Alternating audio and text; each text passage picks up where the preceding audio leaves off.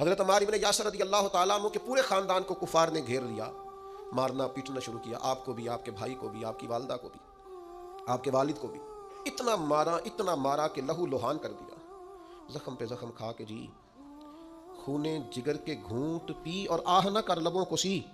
یہ عشق ہے، کوئی دل لگی نہیں، یہ آزمائش حسن ہے۔ اگر کسی کو راہ خدا میں آئے تو سیدنا عمار ابن یاسر کی والدہ کو اس طرح مارا کہ ان کی ایک ٹانگ ایک اونٹ کے ساتھ باندھ دی، دوسری کے ساتھ باندھ دی، اور پھر ان کو نیزے مارے حتیٰ کہ 2 حصوں میں کٹ گیا وجود، اور وہ باہمت خاتون درد سہتے سہتے اپنے رب کے حضور حاضر ہو گئی۔ پھر ان کے والد کو شہید کیا، کس کے لیے، کس کے نام پر، کس وجہ سے؟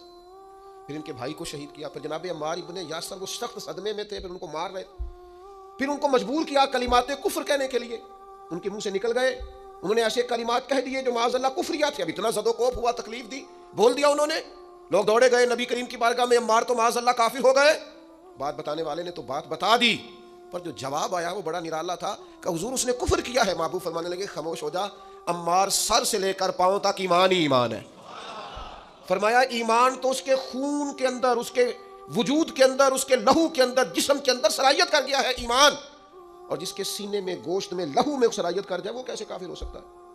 لیکن چونکہ انہوں نے مجبوراً یہ کہا تھا، پھر وہ خود دوڑے ہوئے آئے، عرض کی یا رسول اللہ پتہ نہیں کیا حال کر دیا کہ میرے منہ سے کلمات نکل گئے۔ محبوب فرمانے لگے تو کلمات کی چھوڑ، دل کی بتا، دل کی بتا، تیرے دل کی کیفیت کیا ہے؟ عرض کی یا رسول اللہ دل تو ہر لمحے کے لیے ایمان پر مطمئن ہے۔